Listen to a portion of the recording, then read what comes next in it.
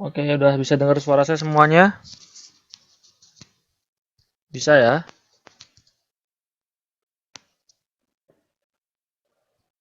Oke. Assalamualaikum warahmatullahi wabarakatuh. Selamat malam, selamat datang di TTM Online di mata kuliah Sistem Informasi Manajemen. Dan malam ini akan kita bahas yaitu modul 8 dari Sistem Informasi Manajemen. Oke? Yuk. Oke, review untuk seperti biasa, saya pasti akan mengingatkan dulu modul-modul apa saja yang pernah kita pelajari. Dan sampai saat ini yang sudah kita pelajari, yang pertama yaitu seperti biasa yaitu modul 1 kemarin konsep dasar sistem dan informasi sudah kita pelajari, modul 2 ada konsep sistem informasi juga sudah kita pelajari. Yang ketiga ada pengambilan keputusan manajemen dan informasi yang dibutuhkan sudah kita pelajari juga. Aplikasi sistem informasi, pengembangan sistem informasi, teknologi informasi, sistem informasi, dan yang terakhir kemarin waktu TTM temuan kemarin, tatap muka kemarin, kita pelajari yaitu basis data. Dan sekarang untuk modul 8 atau modul terakhir ya, bukan terakhir sih, terakhir yang kedua lah ya. Sebelum lanjut ke modul 9, kita akan belajar tentang pengendalian sistem informasi atau bisa dibilang information system control. Oke, dari pengendalian sistem informasi kita akan lanjut untuk kegiatan belajar 1. Di mana judul dari kegiatan belajar 1 ini yaitu pengendalian secara umum. Bisa kita mulai. Oke, di mana pengendalian sistem informasi ini tak jelaskan dulu, di mana kita ini akan belajar di mana tujuannya untuk mengenai jika sistem ini, bagaimana mengontrol apabila sistem-sistem di sistem-sistem informasi ini terganggu. Sehingga nantinya ada controlling, sehingga sistem-sistem nanti ke depannya tidak akan terganggu lagi. Seperti itu ya. Oke, kita mulai aja dari kegiatan belajar 1 tadi, yaitu pengendalian secara umum, di mana sistem informasi perlu dipasang dengan pengendalian-pengendalian sehingga dapat mencegah dan mendeteksi gangguan-gangguan yang terjadi. Ya, pengendalian-pengendalian di sistem informasi adalah pengendalian secara umum atau bisa dikatakan general controls dan pengendalian aplikasi atau application control.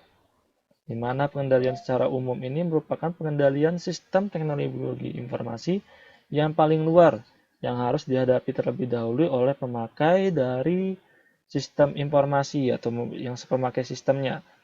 Oke, di mana kita akan bahas yaitu pengendalian-pengendalian secara umum yang terdiri dari beberapa bagian. Ada 5 bagian di sini yang kita bahas yang diintroduksikan oleh buku juga. Buku kita sebagai referensi ini ada 5. 5 ya. Ada 5 bagian yaitu pengendalian organisasi, pengendalian dokumentasi, pengendalian kerusakan perangkat keras, pengendalian keamanan fisik, dan yang terakhir yaitu pengendalian keamanan data. Ini adalah bagian dari pengendalian-pengendalian secara umum, oke? Yang bakal akan kita bahas satu-satu nantinya. Pertama, kita akan awali yaitu tentang pengendalian organisasi. Di mana pengendalian organisasi ini dapat tercapai apabila ada pemisahan tugas atau segregation of duties dan pemisahan suatu tanggung jawab yang tegas. Di mana pemisahan ini dapat berupa pemisahan tugas dan tanggung jawab di antara departemen. Jadi di mana dia pemisahan-pemisahan ini ada, yaitu berupa dia pemisahan tiap-tiap departemen dan pemisahan tugas dan tanggung jawab di dalam suatu departemen teknologi informasi atau sistem informasi itu sendiri. Seperti itu ya, untuk pengendalian organisasi. Dan dalam pengendalian suatu organisasi, pemisahan tugas dan tanggung jawab antar departemen dapat berupa 1. Pemisahan tugas dan tanggung jawab antara pemberi wewenang transaksi dengan bagian yang menyimpan aktiva bersangkutan. Harus ada pemisahan tugas dan tanggung jawab antara pemberi wewenang transaksi dengan bagian yang melakukan pengolahan data. Jadi ini benar-benar harus dibisahin ya orang-orang yang seperti ini. Oke, Mbak Juweria silakan lanjut aja. Dan yang ketiga, pemisahan tugas dan tanggung jawab antara bagian penyimpanan aktiva dengan bagian pelaksanaan. Yang keempat ada pemisahan tugas dan tanggung jawab antara bagian dan pelaksanaan dengan bagian pengolahan data, juga diantara juga ada pemisahannya Aktiva dengan bagian pengolahan data. Jadi hal-hal ini harus kita pisahkan dalam pembagian tugas dan tanggung jawabnya. Yang terakhir juga kita ada dalam bagian koreksi kesalahan transaksi dengan pengolahan data. Jadi kita harus khususkan ya, pengolahan data itu harus benar-benar berbeda dari pemisahan tugas-tugas yang lainnya yang bersangkutan di tiap departemen atau mungkin di departemen sistem informasi atau teknologi informasi tersebut ya. Seperti itu. Pentingnya suatu pemisahan tugas dan tanggung jawab ya. Jadi harus dibagi-bagi. Oke, yang ketiga yaitu di pengendalian organisasi, ya di mana fungsi utama dalam Departemen Sistem Informasi itu harus dipisahkan tugas dan tanggung jawabnya. Di mana fungsi-fungsi utama yang diperlukan, dipisahkan tugasnya itu kayak mereka yaitu bagian pengontrol data yang benar-benar wajib lah istilahnya ya di sini ya. Yaitu bagian pengontrol data, yaitu satu bagian yang mempersiapkan data.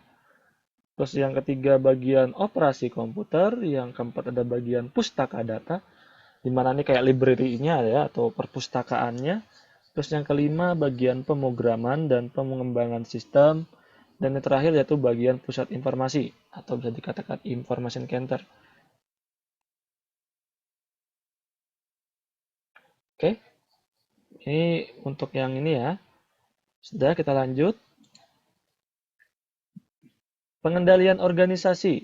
Masih kita pengendalian organisasi karena kalau kita banyak membahas di sini ya, karena di sini kayak PPT-nya banyak, jadi benar-benar harus dipercepat juga. Kalau nanti ada yang belum ngerti, silahkan langsung aja ngomong ya, atau mungkin langsung chat aja di message, bisa langsung. Kalau apa mungkin saya juga kalau ngomong terlalu cepat ya, karena di sini materinya banyak, jadi saya perlu bahasnya juga agak cepat supaya tidak kehabisan waktu ya. Soalnya kita cuma punya waktu 2 jam. Oke. Oke, bagian masih dalam pengendalian organisasi, di mana bagian pengontrol data atau data control section berfungsi sebagai penengah antara departemen-departemen lainnya dengan departemen sistem informasi. Jadi dia sebagai penengah ya, ada namanya bagian pengontrol data. Jadi dia yang bagi bagian yang ngontrolin data di suatu perusahaan atau departemen, dia tuh bagiannya biasanya sebagai penengah antara departemen lainnya, departemen human research, departemen purchasing lah, atau departemen yang lain itu sama departemen sistem informasi itu dia sebagai bagian penengah. Di mana data control group ini yang menerima data dari departemen-departemen lainnya, mengagendakannya, membuat batch control total, mengawasi jalannya pengolahan data, memonitor koreksi-koreksi kesalahan selama pengolahan data, dan mendistribusikan output kepada pemakai yang berhak.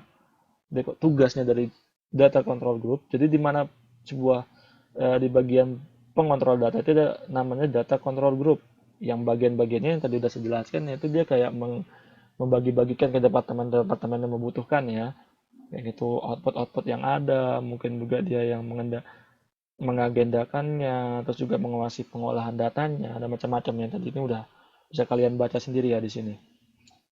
Terus mana bagian yang mempersiapkan data atau data preparation section berfungsi untuk mempersiapkan data, melengkapinya, misalkan kayak menambah kode-kode yang diperlukan dan memverifikasi kebenaran sehingga siap untuk dimasukkan ke dalam sistem.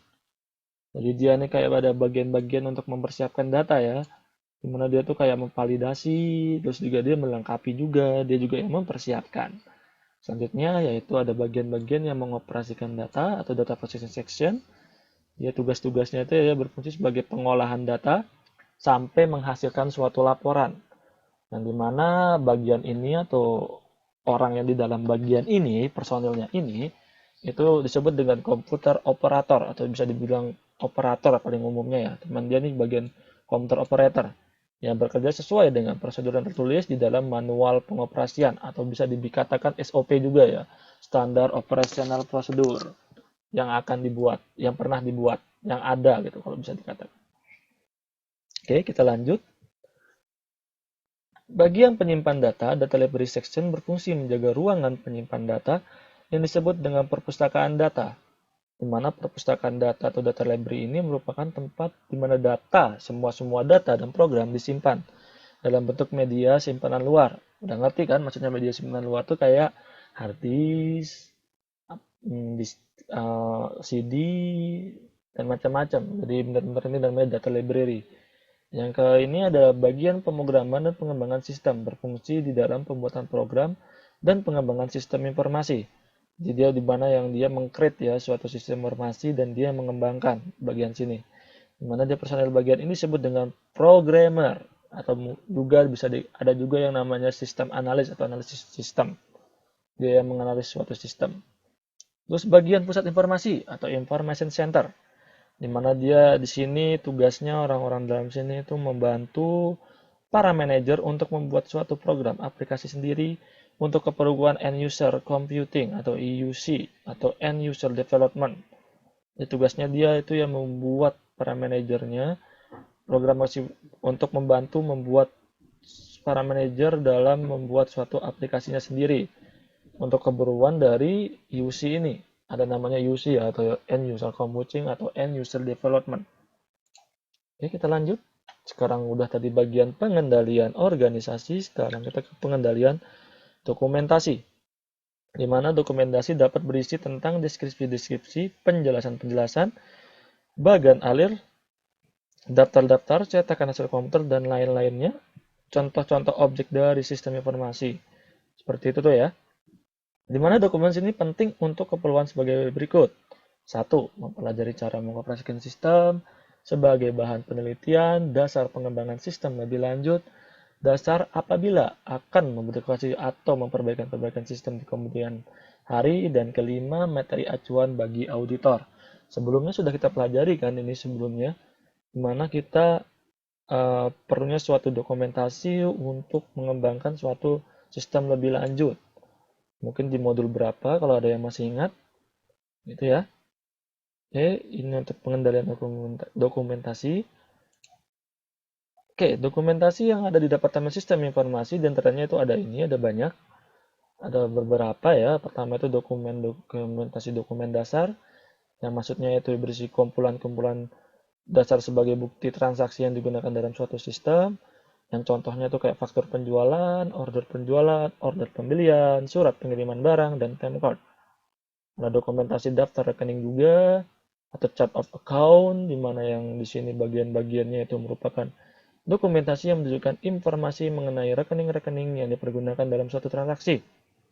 Di mana daftar rekening ini berisi daftar dari kode rekening, nama rekening, dan klasifikasinya. Contohnya klasifikasinya itu kayak aktivanya, utang, mungkin yang sudah kerja di bank atau mungkin sudah sering bertransaksi di bank mungkin ngerti ya kalau yang ini kayak apa. Seperti itu dengan masalah-masalah rekening dan macam-macamnya. Yang ketiga ada dokumentasi prosedur manual. Ya, silakan Mbak Anis, silakan dengarkan aja lanjut ya. Oke, dokumentasi prosedur manual di mana merupakan dokumentasi yang menunjukkan arus dari dokumen-dokumen dasar di dalam perusahaan. Yang sepertinya mengenai bagian mana yang menyiapkan dokumen dasar, jumlah tebusannya, bagian-bagian mana saja yang mengarsifikasinya, dan kepada bagian mana saja juga dokumen-dokumen dasar tersebut harus dikirimkan. Jadi ini prosedur manual ya. Jadi kayak contoh-contohnya ya kayak yang bagaimana prosedur-prosedur cara pengiriman dokumen secara manual. Contohnya yang kayak tadi itu ya, dimana dia harus pergi menyiapkan dokumen dasar, terus jumlah tembusan-tembusannya kemana, terus dia cara mengarsipkannya kemana, dan sampai dengan dokumen itu mau dikirim kemana atau disebarkan kemana. Seperti itu. Oke, yang keempat ada dokumentasi prosedur, di mana dokumentasi prosedur dapat berisi prosedur-prosedur yang harus dilakukan pada suatu keadaan tertentu, seperti prosedur pengetesan program, prosedur penggunaan file, prosedur pembuatan backup dan restore.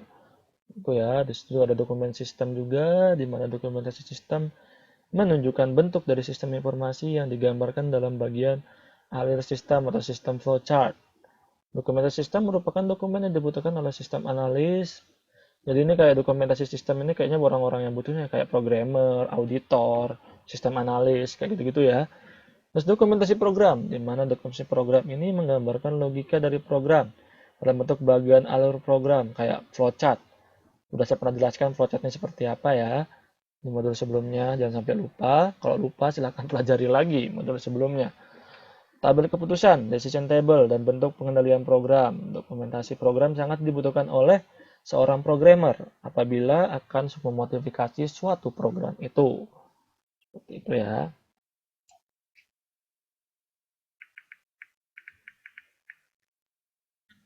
Oke. Yang ketujuh ada dokumentasi operasi, di mana dokumentasi operasi berisi penjelasan-penjelasan cara dan prosedur mengoperasikan suatu program. Jadi di mana dia tuh kayak ada dokumentasi bagaimana cara menggunakan suatu program.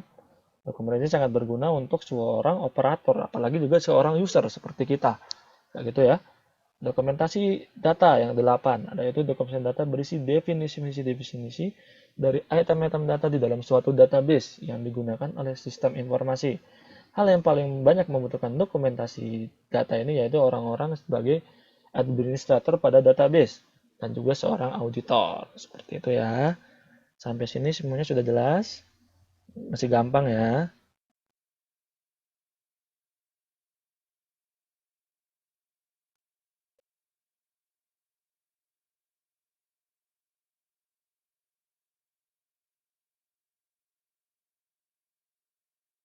Halo, udah jelas semua? Nggak ada yang balas.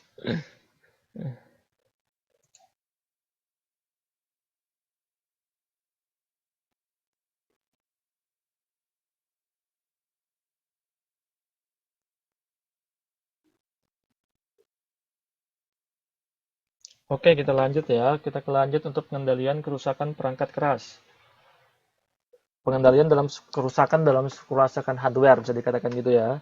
Di mana pengendalian perangkat keras komputer atau hardware controls merupakan pengendalian yang susah dipasang di dalam komputer. Jelas ya, dia juga kan perangkat keras. Pasti sangat susah untuk dipasang. Kayak gitu. Yang dibuat oleh pabrik pembuatnya. Di mana dia itu barang-barang yang dibuat oleh pabrik dari pembuatnya ya. Pengendalian ini dimaksudkan untuk mendeteksi kesalahan atau tidak berfungsinya suatu perangkat keras atau hardware malfunction. Pengendalian perangkat keras dapat berupa pemeriksaan parity check, pemeriksaan gaung atau echo check, pemeriksaan baca setelah rekam atau read after write check, pemeriksaan baca ulang atau dual read check, dan pemeriksaan validitas atau validity check. Oke, selanjutnya di mana kita menjelaskan satu-satu dari apa yang telah saya sebutkan tadi, yaitu banyaknya ada 1, 2, 3, 4, 5 ya, ada 5. Oke. Yang pertama yaitu parity check, di mana RAM, tahu RAM kan? Udah tak jelasin RAM itu seperti apa. Kemarin juga kalian sudah ngerjakan tugas dan pasti membedakan namanya RAM sama prosesor. Ya, apalagi yang sudah ngerjain tugas kemarin, apalagi yang sudah dapat 100, pasti sudah tahu namanya RAM itu apa ya. RAM mempunyai kemampuan untuk melakukan pengecekan dari data yang disimpan yang disebut dengan istilah parity check. Apabila data hilang atau rusak, dapat diketahui dari sebuah bit tambahan yang disebut dengan parity bit atau check bit. Seperti itu. Untuk yang kedua ada echo check, di mana tujuan dari pengecekan ini adalah untuk meyakinkan bahwa alat-alat input dan ataupun output, misalnya printer, tape drive, disk drive, masih tetap berfungsi dengan memuaskan bila akan dipergunakan. Jadi mengecek kayak mouse kayak gitu ya. Tahu kan apa itu bagian-bagian dari input output? Ini udah makanya saya ngasih tugas kemarin supaya kalian bisa ngerti apa yang saya jelaskan sekarang kayak gitu ya. Kayak gitu. Jadi udah tahu kan apa itu bagian-bagian dari input dan output. Yang ketiga ada read after write check.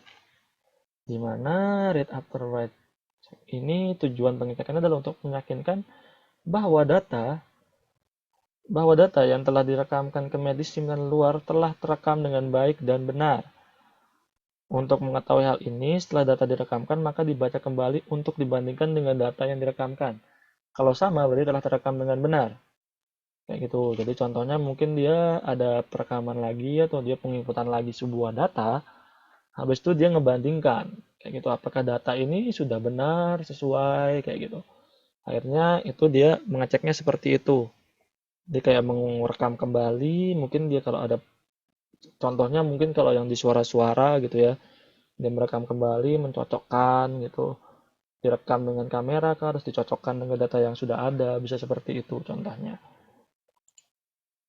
Yang keempat ada dual read check. Tujuan dari pengecekan ini adalah untuk meyakinkan apakah data yang telah dibaca dengan benar. Untuk maksud ini, data yang dibaca sekali lagi dan dibandingkan keduanya. Jadi dia dua kali lah ya, dua kali kayak dia ngulang lagi gitu ya. Ulang lagi pengecekan yang sangat terulang gitu. Sini ini agak repot juga sih sebenarnya dual check ini. Yang kelima ada validity check, di mana tujuan pengecekan ini adalah untuk meyakinkan bahwa data telah dikodekan dengan benar. Pada sistem komputer, angka dan karakter diwakili dengan suatu kode komputer dalam bentuk digit biner atau binary digit. Jadi dia ini kayak validity ya, kayak benar-benar validitas apakah benar sudah terkondisikan atau terkodekan dengan benar. Jadi dicek validitasnya, dimasukkan kode-kodenya, apakah sudah benar atau tidak. Seperti itu ya. Oke, ini masih ke pengendalian kerusakan dari suatu hardware. Sekarang kita lanjut ke pengendalian keamanan fisik. Di mana pengendalian keamanan fisik perlu dilakukan untuk menjaga keamanan terhadap perangkat keras, di mana perangkat keras, perangkat lunak, dan manusia di dalam perusahaan. Hal-hal ini menyebabkan tidak amannya fisik sistem, diantaranya adalah pencurian. Nah, kayak gini nih. Ini ada berbagai macam hal-hal yang menyebabkan tidak ada amannya fisik dari suatu sistem. Contohnya fisik dari suatu sistem itu ya kayak hardware. Itu kan, kayak CPU, fisik dari berbentuk laptop, itu kalian udah berbentuk fisik sistemnya. Jadi udah terwujud lah ya. Kayak gitu. Jadi yang bikin menyebabkan tidak amannya suatu sistem ini seperti pencurian, sabotase, kegagalan arus listrik yang menyebabkan perusakan data, mungkin juga bisa menyebabkan kebakaran, api, temperatur yang selalu panas, kayak gitu ya. Mungkin sering dipakai terus tapi laptopnya panas atau mungkin CPU-nya panas sehingga bisa menyebabkan kebakaran atau kerusakan sistem. Terus mungkin debu, partikel-partikel debu dapat merusak media sinyal luar, kayak gitu ya.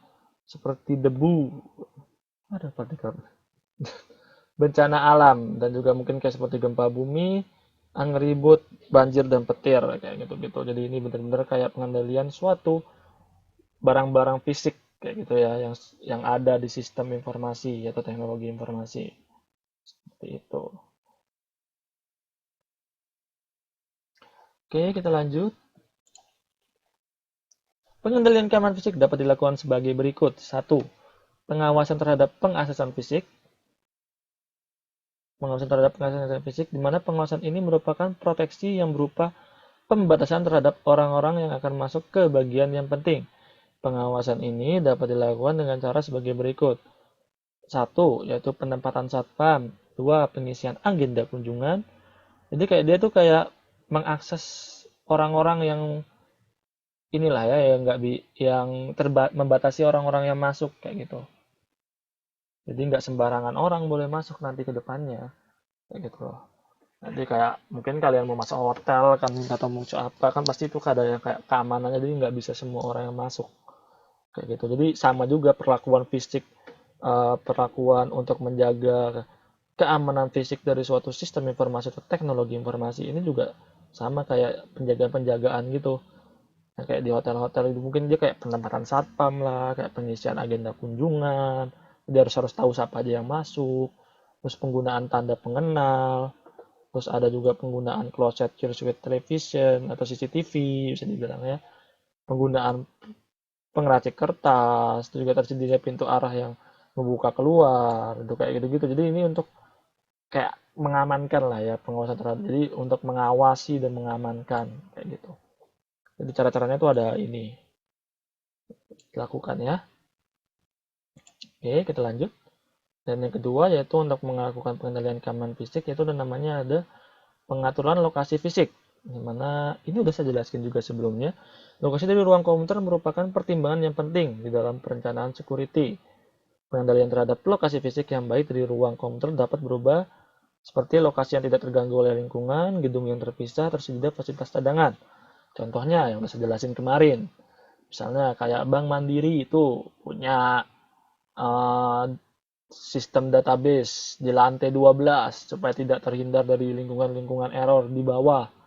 Maka ditaruh di lantai 12 dan dia juga punya fasilitas cadangan, punya backup database ada di Kalimantan juga kayak Bank Mandiri kayak gitu ya. Jadi dia punya cadangannya lah. Jadi kalau misalkan di Jakarta gempa bumi ataupun hancur, ada banjir atau meledak lah Jakarta itu hancur total gitu ya. Mungkin bisa nanti ada namanya backup plan-nya yang ada di Kalimantan kayak gitu. Terus mungkin di Kalimantan hancur, mungkin juga nanti ada di kayak Sulawesi kayak gitu. Mungkin nanti dia mempunyai beberapa backup ya, backup ini fasilitas-fasilitas untuk backup kayak gitu. Terus untuk yang ketiga ada penerapan alat-alat pengaman kayak gitu, di mana alat-alat pengaman tambahan yang dapat digunakan untuk mengendalikan hal-hal yang dapat terjadi yang dapat menyebabkan suatu yang fatal. Alat-alat pengaman tersebut dapat berubah saluran air, ini apabila terjadi kebakaran, pastinya alat pemadam kebakaran, dan juga UPS atau digunakan untuk mengatasi apabila arus listrik tiba-tiba terputus, kayak kayak diesel lah ya UPS gitu ya, bisa dibilang kayak gitu. Jadi apabila tiba-tiba mati, ting nyala lagi kayak gitu. Jadi itu biasanya digunakan di bank-bank lah ya supaya dia nggak hancur datanya tiba-tiba mati datanya gitu kan bisa merusak ini. Ya kalau ada perang ya kalau ada perang biasanya dia nge-backup di mana-mana cuman kayaknya mereka tidak memikirkan untuk masalah perang nantinya seperti itu. Kalau perang ya hancur semuanya kayak gitu ya. Eh, jadi dia benar-benar harus ada saluran air untuk kebakaran, alat pemadam kebakaran juga, terus juga ada ini namanya power supply tambahan, UPS, kayak gini-gini. Supaya tidak, kalau di bank-bank penting banget ya, namanya mati lampu itu sangat krusial, soalnya bakal mematikan semua data transaksinya, dan bakal error semua yang ada di data transaksinya. Jadi dia benar-benar dijaga untuk listriknya tetap selalu hidup, supaya bisa menyalakan database-nya terus, kayak gitu. Lanjut ya. Ada juga namanya stabilizer atau stabilisasi. Juga dengan menggunakan unreal conditioner yang fungsinya AC pastinya ya. Dia untuk biasanya untuk membutuhkan temperatur yang cukup dingin untuk mendinginkan suatu sirkuit.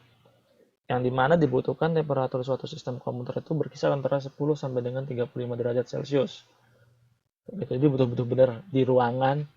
Kalau kalian pernah bacok ruangan database atau penyimpanan data, tempat-tempat data database itu pasti dingin, banyak AC-nya. Jadi itu mencegah sistem itu dia panas supaya dia nggak rusak juga di dan berdingin kayak di kulkas kayak gitu ya. Dan sama yang keenam yaitu pendeteksi kebakaran. Itu alat-alat untuk pendeteksi kebakaran ya, misalnya tiba-tiba ada muncul api ting udah ada pendeteksi, itu alat pendeteksi kebakaran kayak gitu. Oke, oke, kita sampai ya ke pengaman fisik dan kita sekarang lanjut untuk pengendalian keamanan data, di mana pengendalian keamanan data ini untuk menjaga integritas dan keamanan data merupakan pencegahan terhadap keamanan data yang tersimpan di simpanan luar supaya tidak hilang, rusak, dan diakses oleh orang yang tidak berhak atau tidak berhak untuk melihatnya atau menggunakannya. Beberapa cara pengendalian telah banyak diterapkan untuk maksud ini, di antara lain dipergunakannya data log atau agenda log dapat digunakan pada proses pengolahan data untuk memonitor, mencatat, dan mengidentifikasi data. Di samping data log dapat juga dipergunakan transaction log, yaitu suatu file yang akan berisi nama-nama pemakai komputer, tanggal, jam, tipe pengolahan, lokasi, tentang penggunaan suatu sistem informasi tersebut. Kayak gitu ya. Jadi benar-benar kayak data log atau mungkin transaksi log ini kayak history ya, atau sejarah penggunaan, atau ya pokoknya siapa bisa ngetahui siapa aja yang gunain, dia ngelakuin apa aja terhadap sistem itu. Kayak gitu ya. Oke, kita lanjut. Masih ke pengendalian keamanan data. Oke, untuk masalah proteksi file. Pasti dengan proteksi pasti kalian ingat dengan password dan macam-macamnya ya. Jadi mana dia tuh bersedia untuk menjaga file dari penggunaan yang tidak benar dan menyebabkan rusak atau tergantinya data dengan nilai yang tidak benar. Itu dibutuhkan suatu proteksi file ya dengan password dan macam-macamnya.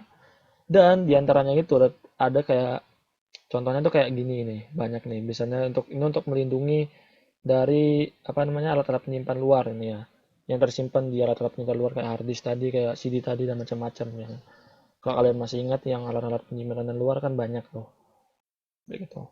Cincin proteksi kita atau cincin ini digunakan pada pita magnetik yang dapat memproteksi pita magnetik dari overwriting atau data yang lama tertindih dengan data rekaman baru sehingga data sebelumnya hilang. Ini ada kayak di flash disk atau mungkin di disket zaman dulu. Jadi dia tuh kayak gimana ya? Pokoknya intinya ada kayak klikan di situ tuh yang kalian tuh tak akan bakal bisa menulis atau menyimpan data di situ. Dan juga mungkin tidak bisa baca flash disk juga mungkin bisa kayak gitu nantinya. Bukan nanti sih udah ada sih. Kayak gitu nanti mungkin dengan pokoknya ada klik-klikannya di itu di disket itu atau mungkin di mana flash disk itu nanti udah kalian klik di situ dimasukin ke komputer dan komputer tuh nggak bakal bisa dimasukin data lagi dan juga mungkin kalian nggak ada juga yang nggak bisa ngebaca atau nggak bisa ngelihat isi hard disk atau flash disk tersebut kayak gitu. Terus yang kedua ada write protect tab di mana suatu tab yang dapat digeser atau naik atau turun di disket untuk membuat disket hanya dapat dibaca. Nah, ini ada nih disket kalau kalian masih ingat tuh disket tuh. Nah, yang pernah gunain disket ya ada geser-gesernya cek cek cek cek jadi benar-benar cuma bisa dibaca doang nggak jadi buat nyimpan data kayak gitu. Oke, yang ketiga ada label eksternal dan label internal. Dimana label eksternal merupakan label yang ditampilkan di luar bungkus simpanan luar untuk menunjukkan isi darinya supaya tidak salah ditumpangi isinya.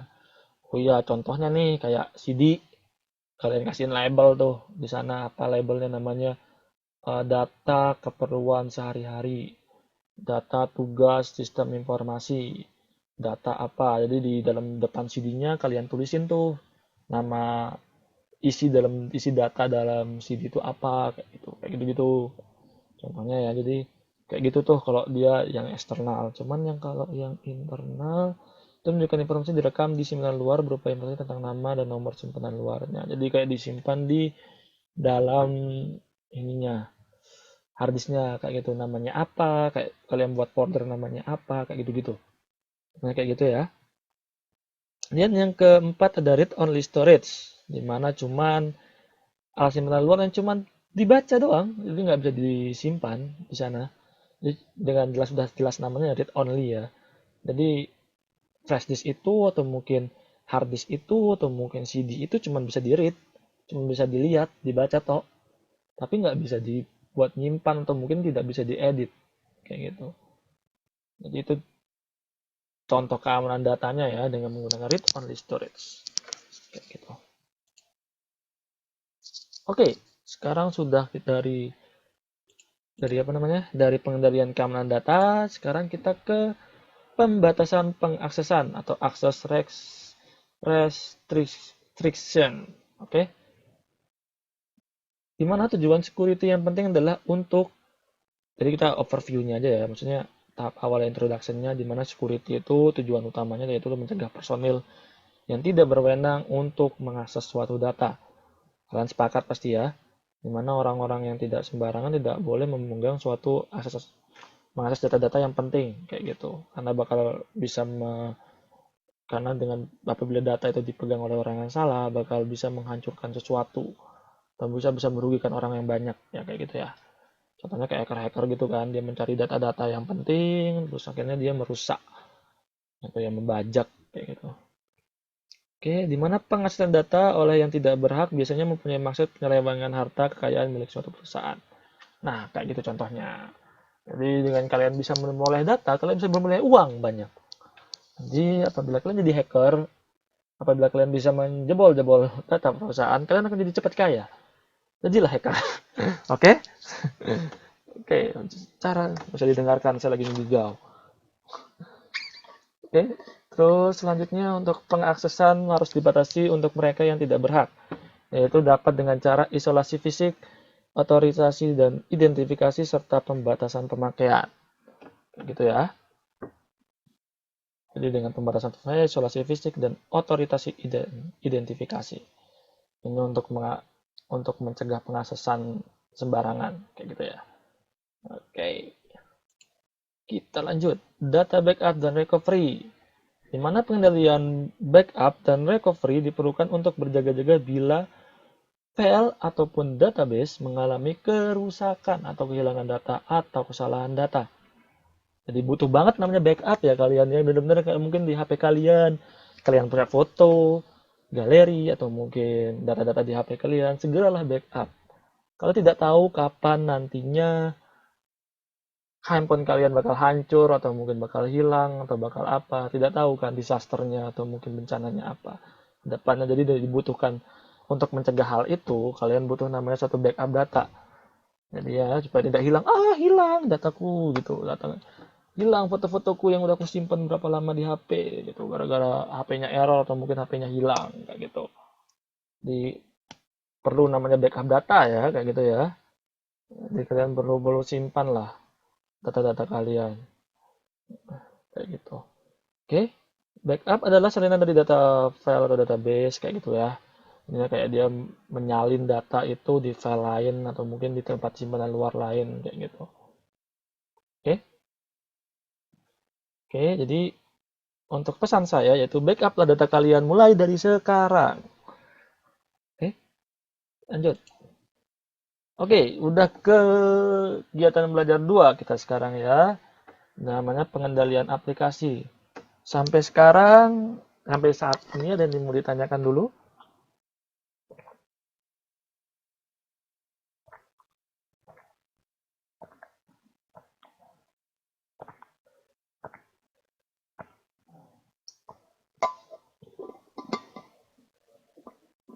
Masih apa? Masih bingung, Mbak? Oke.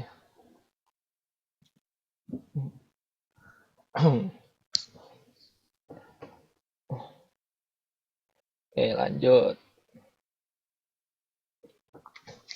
Oke, kita kegiatan belajar 2 kita sekarang dari modul 8 ini yaitu tentang pengendalian aplikasi.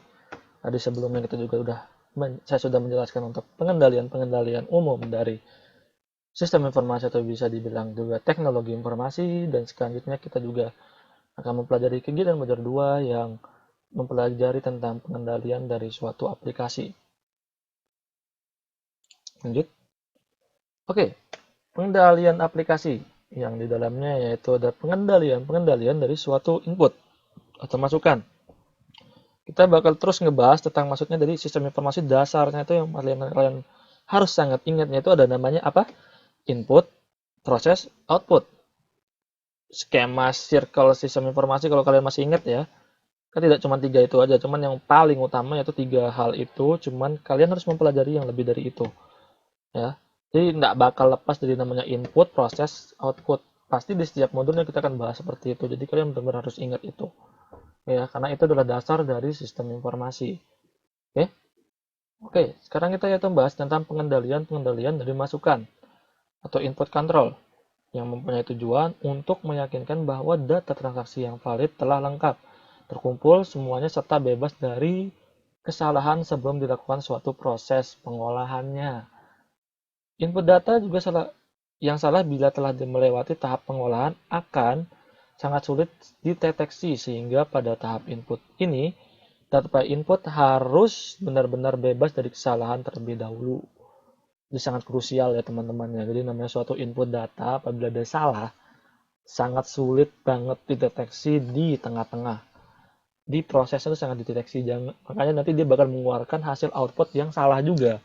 Kalian nggak tahu kalau hasilnya itu outputnya itu bakal salah karena sudah diproses sama mesin kayak gitu. Jadi benar-benar namanya suatu input atau memasukkan suatu data atau input harus hati-hati dan jangan sampai salah supaya nanti diproses benar dan nanti mengeluarkan output yang benar juga, akhirnya bisa berguna untuk sesuatu data yang kita butuhkan kayak gitu ya. Oke. Pengendalian pada tahap pemasukan atau data entry ini berupa pengecekan yang telah terprogram di dalam program aplikasi dan disebut dengan programmer check atau pengecekan terprogram. Gitu ya. Oke. Pengendalian yang ada di program check dapat berubah sebagai berikut. Echo check, di mana data yang diketikkan pada keyboard untuk dimasukkan ke komputer akan ditampilkan pada layar terminal. Dengan demikian, operator dapat membandingkan antara data yang diketikkan dengan data yang harusnya dimasukkan. Kayak gitu. Jadi dia sama kayak di ATM atau mungkin di mana gitu ya. Kalian masukin password, kalian ketik, simpelnya gitu ya. Terus kelihatan di layar monitor, jadi supaya kalian tidak salah ngetik gitu kan, salah mencet, ketahuan itu kalau yang kalian mencet satu, ternyata yang keluar 4 kayak gitu kan. Kayak gitulah. Jadi secara umum kayak gitu ya, cek gitu ya. Terus eksistensi cek, di mana kode yang dimasukkan dibandingkan dengan daftar-daftar kode valid yang sudah diprogram. Misalnya transaksi penjualan hanya mempunyai dua jenis penjualan saja, yaitu penjualan tunai, kode penjualannya adalah T, contohnya, dan penjualan kredit, yang kode penjualannya adalah K. Apabila dimasukkan selain T atau K, berarti kode tersebut adalah salah. Nah, kayak gitu. Jadi misalnya ada kode-kode macam-macam nih, misalnya di contohnya apa ya? Banyak lah, pokoknya di aplikasi-aplikasi sistem informasi di sini, misalnya kalau kalian cuma dapat pilihan A, B, C, D kayak gitu ya, terus kalian mencetnya F kayak gitu, tapi nggak ada di pilihan itu kan ada F kayak gitu loh. Jadi akhirnya itu bakal error kan kayak gitu. Makanya dilakukan itu namanya eksistensi check kayak gitu. Gitu. Jadi di luar apa ya, di luar pilihan lah kalian memilihnya. Nggak ada pilihannya. Jadi kalau misalnya kodenya apa, terus tiba-tiba kalian masuknya seharusnya kodenya T atau mungkin kodenya K, terus kalian masuknya tiba-tiba kodenya A. Ini apa yang di A gitu loh. Nggak dapat diproses sama sistem, jadinya itu bisa memunculkan error. Jadi digunakan namanya existence check. Itu namanya existence check, oke? Okay? Yang selanjutnya ada matching check, di mana itu ya pengecekan ini dilakukan dengan membandingkan kode yang dimasukkan dengan field di file induk bersangkutan. Misalnya pada transaksi penjualan, barang yang dijual dimasukkan ke komputer menggunakan kode barang.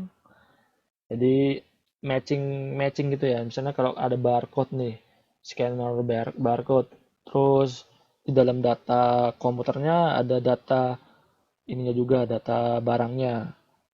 Kode dari barcode itu misalnya 04521 gitu. Terus tiba-tiba dimasukin tidit di scanner barcode yang biasanya di ini nih, di apa namanya, di supermarket kayak di Hero, di Indonesia kayak Giant gitu. Di sini juga ada kayak di Carrefour kayak gitu. Terus nanti dia mengakses di komputernya tuh dengan nomor yang sama kayak gitu. Kalau nomornya nggak ada yang sama, berarti kan memang data itu nggak ada terdaftar di database di perusahaan tersebut atau mungkin di departemen tersebut kayak gitu loh. Contohnya, jadi dia menggunakan kode barang untuk sebagai validasi, sehingga dia matching-matchingan gitu loh. Contohnya kayak ini kan, kode barang ini kodenya segini, matching nggak sama data yang ada di database kayak gitu.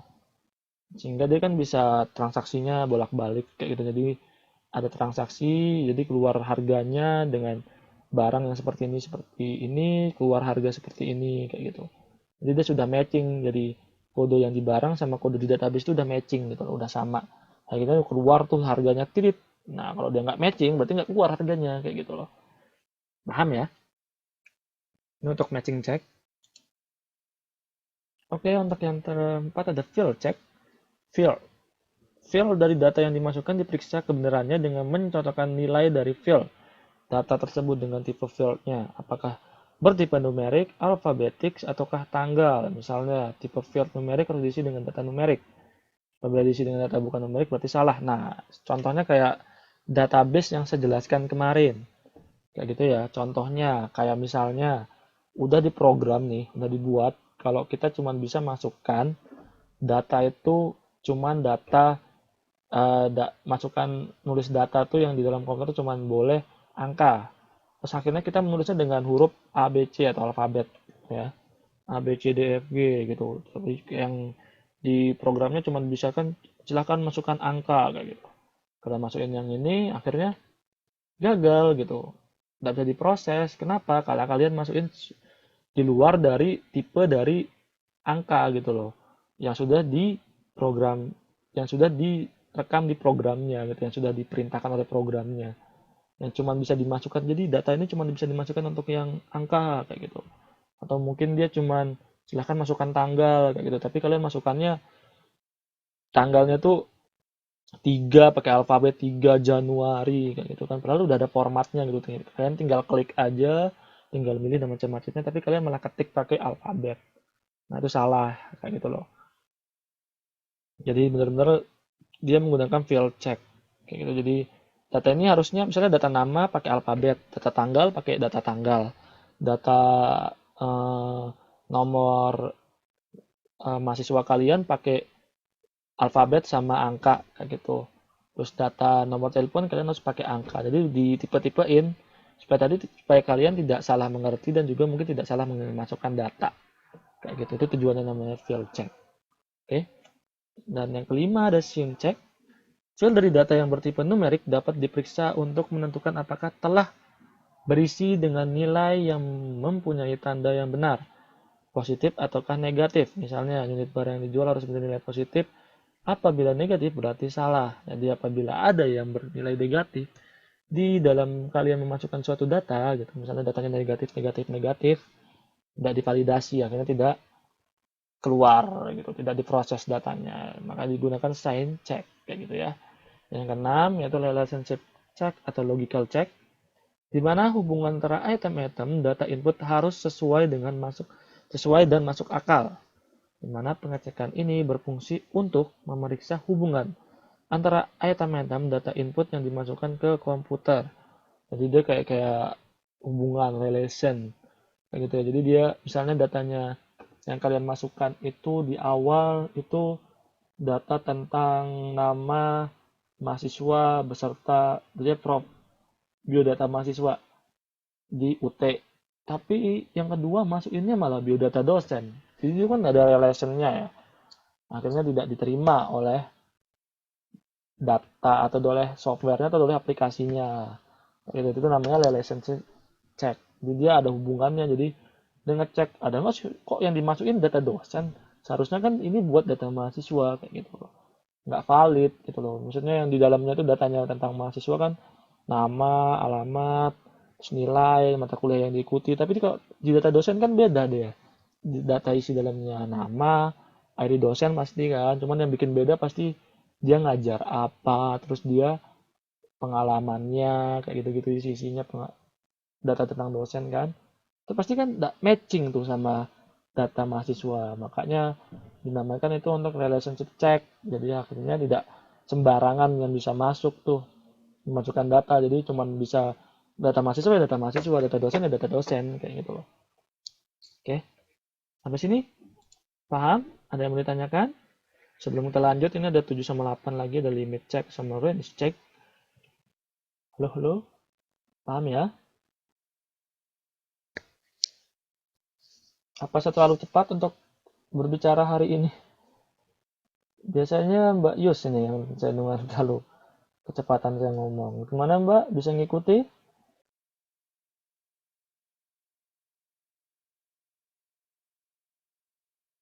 Saya menanyakan kepada Mbak Yus, halo di mana kau? Apakah mendengarkan saya? Oke, agak.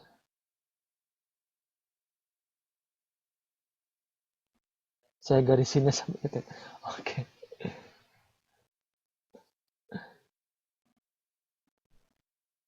Bukan, saya nanya kamera, saya nanyanya lebih cepetan, oke?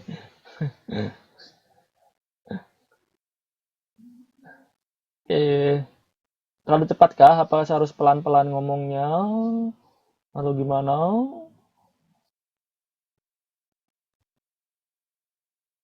Oke lah. Oke-nya apa, Mbak? Memang begitu. Apa yang digituin? Yang sedang-sedang gitu loh. Apa yang sedang-sedang? Saya nggak ngerti. Ya memang begitu. Apa sih yang memang begitu? Saya nggak ngerti.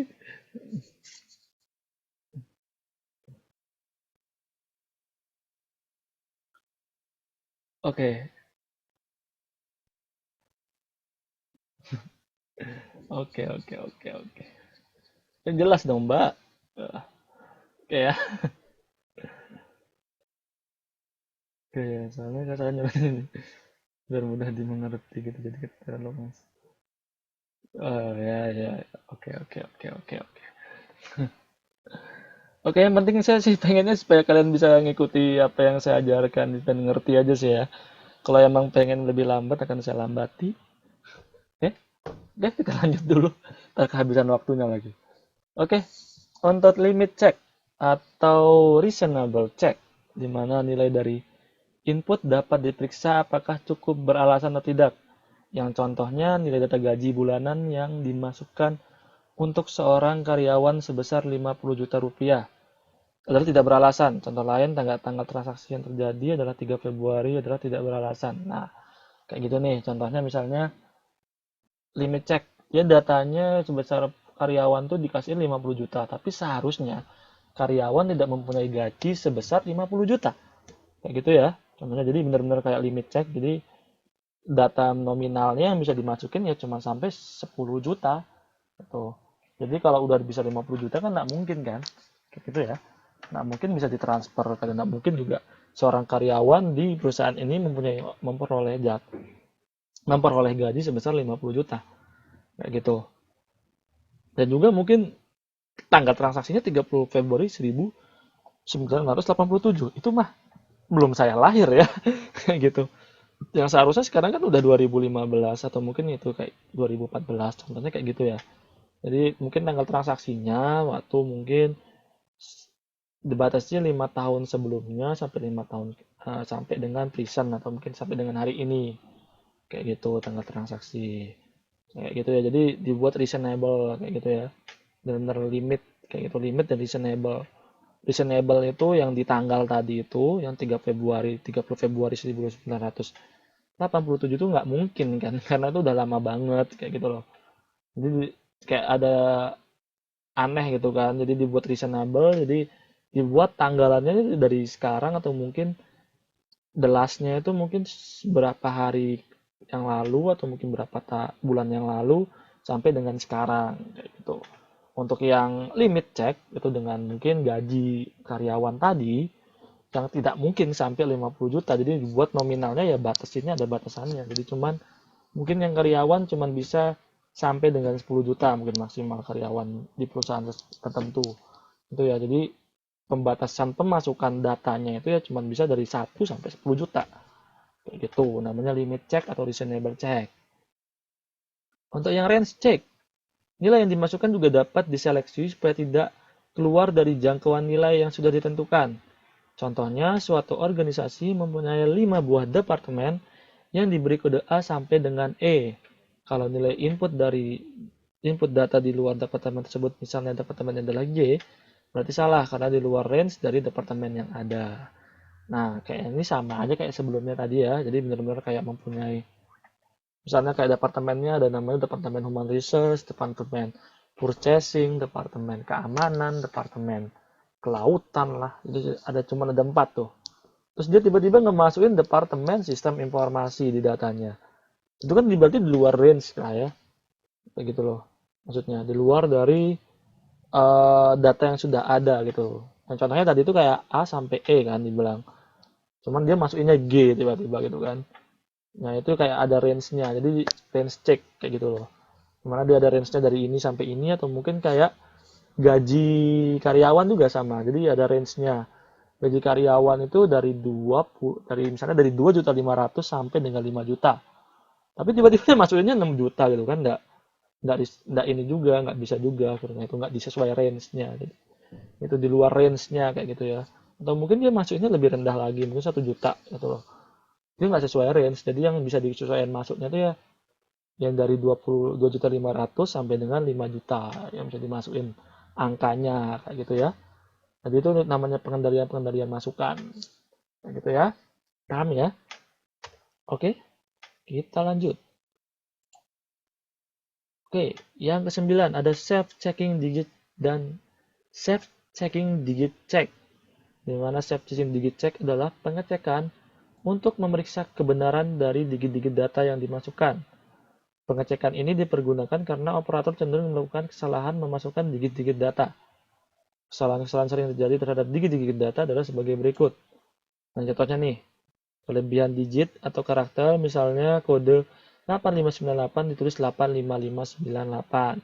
Nah, kayak gini, mungkin dia lagi pusing, aduh, aduh apa gitu, tiba-tiba aduh 85598 terus tiba-tiba dia masukin 855555598 kayak gitu. Jadi dia agak pusing, mungkin agak galau gitu ya. Terus dia tiba-tiba masukinnya aneh gitu, saya galau gitu. Terus yang ke B, terus pemotongan digit atau karakter, misalnya kode 85988 210 ditulis 859 210 kayak gitu. Bisa lebih, bisa kurang gitu ya. Terus kesalahan penulisan digit atau karakter. Misalnya kode 8598 ditulis 8593 kayak gitu. Nah, kayak gitu ya. Terus perhatikan posisi digit atau karakter yang salah. Misalnya kode 859 ditulis 8958 gitu loh. Pokoknya ada banyak-banyak kesalahan lah intinya ya. Tiba-tiba mungkin dari operatornya lagi pusing gitu ya, lagi pusing atau lagi apa gitu. Tiba-tiba dia lagi ngantuk atau mungkin lagi sedih gitu ya, habis galau gitu. Terus tiba-tiba dia disuruh nulis di masukkan data tuh, disuruh nulis angka 88 10 8, terus tiba-tiba dia tulis saya galau gitu. Terus diketik salah pemasukan data, akhirnya kayak gitu loh. Kayak gitulah contohnya ya. Oke. Oke, kita lanjut. Jadi itu biasanya orang-orang yang salah atau mungkin operator-operator yang sering melakukan kesalahan dalam suatu pemasukan data mungkin ya. Mungkin itu pengaruhnya emosional, mungkin ya emosional tuh mungkin dia lagi capek juga physically itu biasanya. Kayak gitu ya. Kita lanjut. Dan yang 10 ada sequence check gitu. Dimana untuk kasus tertentu data yang dimasukkan sebagai input data harus dimasukkan dengan urutan record yang tertentu. Misalnya, data penerimaan kas harus dimasukkan sesuai dengan urutan tanggal transaksinya. Jadi dia tuh harus masukin data ini sesuai dengan urutan dari tanggal. Misalnya dia tanggal 10, jadi nggak bisa dia masukinnya sebelum itu yaitu tanggal 9 misalnya kayak gitu. Contohnya ya, kayak gitu ya. Jadi pemasukan transaksinya misalnya dia tanggal 10, 11, 12 itu udah sesuai urut kan. Harusnya masukin tanggal 9 gitu loh. Tapi itu nggak urut gitu loh. Akhirnya dia harusnya memasukkan yang tanggal 13, 14, 15 supaya urut kayak gitu. Atau mungkin dia masukinnya tanggal 8, 9, 10, tiba-tiba dia ngemasukinnya tanggal 28, misalnya jauh banget gitu ya. Akhirnya dia membuat data itu tidak urut kayak gitu. Contohnya sequence check. Dan yang ke-11 ada namanya label check. Di mana untuk menghindari kesalahan penggunaan file, maka label internal yang ada di pita magnetik atau di disk magnetik dapat diperiksa untuk dicocokkan dengan seharusnya digunakan. Contohnya tadi ya, misalnya kalian namain tuh di CD kalian data tugas mata kuliah sistem informasi. Setelah kalian lihat, buka masukin CD-nya, tau-taunya malah data-data foto-foto kalian kayak gitu loh. Jadi nggak sesuai dengan labelnya ya, nama-nama label. Jadi benar-benar harus namanya mengecekkan label yang ada di fisik penyimpanan kayak gitu. Terus tiba-tiba nama datanya itu nama data ini apa namanya tugas kuliah, tapi yang keluar malah foto-foto kalian kayak gitu. Kan aneh juga kan, makanya di situ namanya ada, mungkin kalian juga lagi capek terus akhirnya menamakan label CD-nya juga aneh kayak gitu. Tiba-tiba isinya foto kalian masukin namanya tugas kuliah kayak gitu. Terus tiba-tiba dicek ada namanya label check, pas dicek wah nggak cocok nih namanya sama isi datanya kayak gitu. Jadi benar-benar harus ada namanya label check ya kayak gitu. Yang ke-12 yaitu batch control total check. Di mana batch control total check umumnya diterapkan pada pengolahan data dengan metode batch processing. Yang maksudnya dari batch processing ini yaitu transaksi dikumpulkan terlebih dahulu selama satu periode tertentu dan bersama-sama digunakan mengupdate file induk. Jadi contohnya ini dia kayak data, jadi dia belum input dulu. Jadi dia mengumpulkan data-data banyak, mungkin data-data selama 1 bulan atau mungkin 1 semester atau 1 periode kayak gitu. Akhirnya setelah itu baru dia memasukkan ke komputer dengan cara menginput atau dia mengupdate file di komputer kayak gitu. Jadi supaya dia mungkin mencegah kesalahan lah intinya ya. Mungkin dia kumpulin dulu, di review dulu, akhirnya dia berani memasukkannya ke komputer. Itu batch control total check. Oke, masih di pengendalian masukan ya teman-teman. Udah selesai untuk beberapa cek-cek lainnya yang tadi itu sebelum-sebelumnya. Sekarang kita akan bahas untuk meyakinkan apakah kumpulan transaksi tersebut sudah lengkap dan sudah benar atau belum, maka dilakukan batch control total check yang dapat berupa sebagai berikut. Finansial total adalah dari nilai rupiah suatu field, misalnya dari suatu nilai penjualan. Hash total adalah total dari kode-kode suatu field yang bukan merupakan nilai rupiah, misalnya total dari kode barang. Dan terus juga ada yang ketiga yaitu namanya record count, adalah total dari jumlah lembar dokumen dasar atau jumlah record. Nah gitu ya. Terus dibilang juga ada kumpulan dari transaksi yang dimasukkan ke dalam komputer sebelumnya dihitung terlebih dahulu mengenai nilai totalnya. Dapat berupa financial total, hash total, dan record count. Nilai total tersebut dicatat pada batch cover sheet. Agak membingungkan ya teman-teman di sini, cuman di sini sekedar tahu aja gimana kalian apa itu namanya batch control total check, karena kayaknya di sini jarang digunakan juga untuk masalah checking ini ya, batch control total check ini. Just to know aja lah kalian untuk masalah ini. Oke, kita lanjut. Masih di pengendalian masukan, ini sudah namanya sekarang zero balance check. Dimana zero balance check ini terdapat apabila transaksi yang dimasukkan merupakan nilai-nilai yang saling mengimbangi, misalnya itu kayak nilai-nilai debit dan nilai-nilai kredit, maka nilai tersebut harus imbang atau kalau dikurangkan selisihnya harusnya 0. Kayak gitu. Pernah nggak sih kalian ngalamin kayak gini gitu? Pernah ya pasti ya.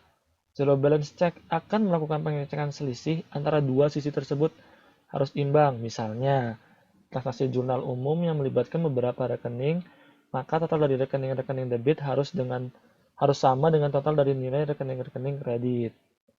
Kayak gitulah ya, kalau kalian pernah belajar akuntansi. Kayak gitu, jadi total-totalnya benar-benar harus dicek. Kayak gitu, misalnya dari keluaran debit lah, dengan kreditnya harus sama. Ini adalah udah kita bahas tentang akuntansi. Kalian masih ingat akuntansi? Masih ingat ya? Pelajaran-pelajaran akuntansi ya. Ingat, oke. Cuma satu aja yang ingat berarti. Cuma satu aja yang jawab. Oke. Sekarang kita di pengendalian pengolahan. Oh iya ada dua kalau gitu. Tambah lagi. Tiga. Biar empat. Oke. Sekarang lanjut kita ke pengendalian pengolahan ya. Teman-teman tadi sudah pengendalian dari input atau masukan. Sekarang kita di pengendalian pengolahan.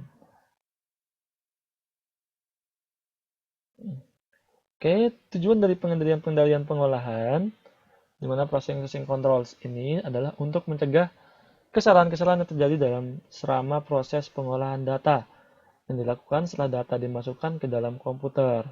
Jadi dia udah input udah beres lah ya. Udah dicek tuh inputnya udah udah dicek semuanya inputnya. Akhirnya dia di sini tugasnya itu mengecek yang ada di bagian processingnya. Kayak gitu ya. Yang sudah dimasukkan ke dalam komputer. Kesalahan pengolahan dapat terjadi pada program aplikasi yang digunakan untuk mengolah data yang mengandung kesalahan. Gitu. Kesalahan-kesalahan yang umumnya disebabkan oleh kesalahan dalam program adalah overflow. Jadi overflow itu maksudnya kelebihan gitu ya. Overflow, jelasinnya gimana ya? Overflow itu kayak berlebihan gitu ya, jalan yang berlebihan kayak gitu. Error yang berlebihan gitu. Berlebihan lah kayak gitu ya. Pokoknya berlebihan. Terus kesalahan logika program yang tidak lengkap, penanganan pembulatan yang salah. Habis itu ada kesalahan akibat kehilangan atau kerusakan record, kesalahan urutan proses, kesalahan data di file acuan, dan kesalahan proses serentak. Kayak gitu ya semua ya. Oke, overflow. Overflow terjadi jika proses pengolahan mengandung perhitungan-perhitungan yang hasilnya terlalu besar atau terlalu kecil, sehingga tidak muat untuk disimpan di memori komputer. Nah, ini banyak terjadi nih. Apabila terjadi overflow, maka hasil dari proses pengolahan data menjadi tidak tepat lagi. Jadi benar-benar harus dibatasi. Mungkin dia menghitung banyak, misalnya tiba-tiba integral berapa ya, 10.000, 10 miliar di berapa, dikali 10 miliar, dikali 10 miliar, dibagi 10 miliar, terus tiba-tiba yang dalam prosesnya itu nggak bisa gitu ya, mungkin memorinya rendah, terus artinya tiba-tiba ngawur, terus tiba-tiba hasilnya nol keluar gitu. Kan nggak sesuai dengan harapan dan tidak mungkin juga hasilnya nol kan kayak gitu. Jadi udah dia ngambek lah istilahnya, eh, ininya ya, memorinya atau mungkin komputernya, karena terlalu berat, terlalu banyak yang dimasukin datanya kayak gitu. Sehingga data yang keluar tuh hasilnya salah kayak gitu. Yang kedua yaitu kesalahan logika program, di mana kesalahan logika program merupakan kesalahan yang sering terjadi apalagi bila program tidak diuji dengan teliti. Jadi ini banyak nih program-program misalnya kalkulator ataupun program apa itu melakukan kesalahan program. Itu biasanya tidak dilakukan pengecekan atau mungkin tidak melakukan validitas program. Jadi kira-kira program ini ternyata masih salah logikanya, kayak gitu loh, masih di codingnya belum tepat. Akhirnya sering melakukan kesalahan logika gitu akhirnya. Nah itu, jadi benar-benar ini kesalahannya kejadian alami dari sebelumnya gitu ya, karena belum diuji gitu. Diuji dengan teliti gitu. Akhirnya dia ngeluarin logika-logika yang salah, kayak gitu. Yang ketiga, yaitu logika program yang tidak lengkap, di mana walaupun mungkin dalam program tidak ada kesalahan-kesalahan dari logika, dan semua kondisi logika telah benar, tapi mungkin akan terjadi juga beberapa kondisi logika yang terlewat. Gitu. Mungkin dia sudah ngitung ini nih. Misalnya 10 tambah 10 bagi 5 bagi berapa kayak gitu contohnya. Dia sudah melewati yang benar nih. Tapi pas dibagi bagian dia melewati kayak gitu.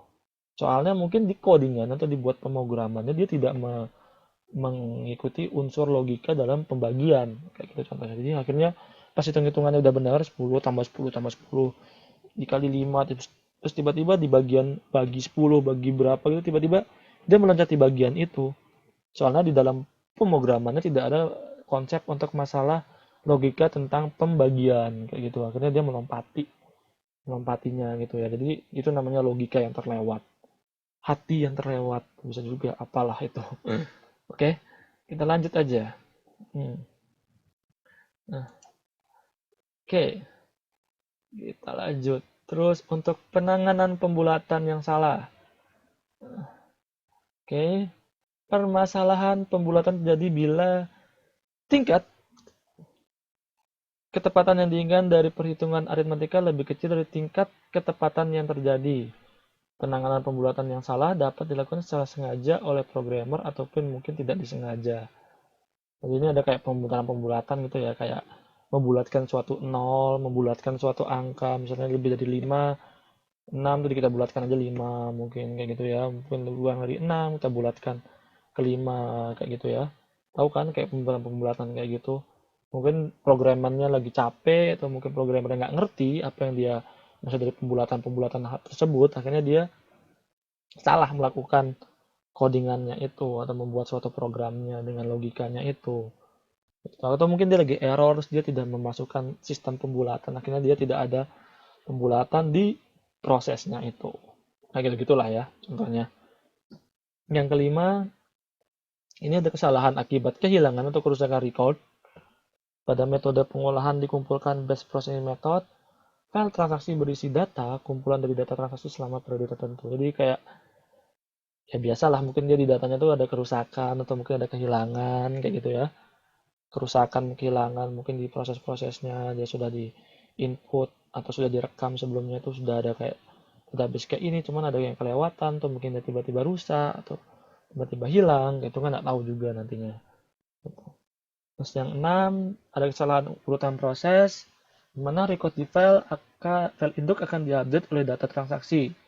Sebelum dilakukannya proses pengupdatean ini, pada terjadi penambahan data baru atau penghapusan suatu data atau perubahan-perubahan terhadap file induk, maka proses-proses ini harus dilakukan terlebih dahulu. Kalau tidak, maka dapat mengakibatkan terjadinya suatu kesalahan. Kayak gitu ya. Jadi sebelum dilakukannya proses-proses pengupdatean ini, apabila kita akan menambahkan suatu data yang baru, atau mungkin kita akan menghapus suatu data-data yang ada, proses ini harus dilakukan, jadi harus diurutin dulu kayak gitu. Seperti ya semuanya ya. Oke, kita lanjut. Udah tadi yang keenam untuk kesalahan urutan proses. Salah. Kesalahan urutan proses. Yang selanjutnya yaitu yang ketujuh, yaitu kesalahan data di file acuan. Di mana banyak program yang menggunakan file acuan atau reference file atau file table atau table file untuk menyimpan data yang relatif konstan. Jadi di sini tuh kita apabila menyimpan yang data yang relatif konstan ya, untuk bisa kita biasanya menggunakan file acuan atau mungkin table data ya, table file gitu. Dimana contohnya suatu file acuan ini dapat berupa file berisi tarif gaji berdasarkan golongannya. Apabila data di file acuan mengalami kesalahan, berarti proses program yang menggunakannya juga akan kesalahan. Jadi misalnya contoh, kita punya file acuan nih yang sudah ada, misalnya golongan B, golongan A gajinya 10 juta, golongan B gajinya 7,5 juta, golongan C gajinya 5 juta. Nah, kita udah pegang nih datanya, terus tiba-tiba kita cek di pengolahannya, kita udah masukin, udah ketik misalnya, eh, tapi tiba-tiba ada kesalahan di sana. Gitu, apabila ada mungkin di filenya tuh di file acuannya kita yang salah, mungkin seharusnya file yang kita pegang itu seharusnya golongan A gajinya itu harusnya 15 juta bukan 10 juta kayak gitu. Mungkin terjadi kesalahan di situ. Atau mungkin kesalahannya juga di inputnya kita. Kita udah punya file acuan. Tapi di proses pemasukannya kita masukinnya gaji golongan A malah 7,5 juta kayak gitu loh. Nah, itu mungkin terjadi bisa di antara dua itu kesalahannya kayak gitu. Makanya kita benar-benar harus teliti ya untuk masalah ini. Soalnya ini bagian pentingnya.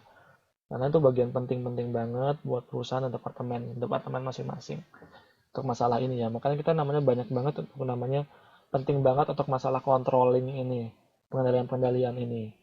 Gitu ya. Jadi setelah kita membuat sesuatu atau mungkin setelah mengcreate sesuatu, kita harus mengkontrol apakah yang kita buat itu benar atau enggak. Gitu ya. Sama kayak kehidupan sehari-hari kalian ya. Kalau kalian sudah membuat sesuatu atau mungkin sudah melakukan sesuatu, harus kalian kontrol juga kayak gitu. Gitulah ya, mungkin sakit juga bisa kontrol ya. Kalau sudah penyakit tiba-tiba apakah benar-benar sudah hilang tuh penyakit kalian, kalian harus apa, kontrol kayak gitu loh. Sebenarnya kayak gitu ya. Ya, telat banget mbak. Jam berapa? Jam... Oke, kita lanjut aja. Oke mbak Tri, kita lanjut aja ya. Oke, yang kedelapan ada kesalahan proses rentak. Oke, nggak apa-apa. Oke, jam 8 kita dari kesalahan proses rentak ya.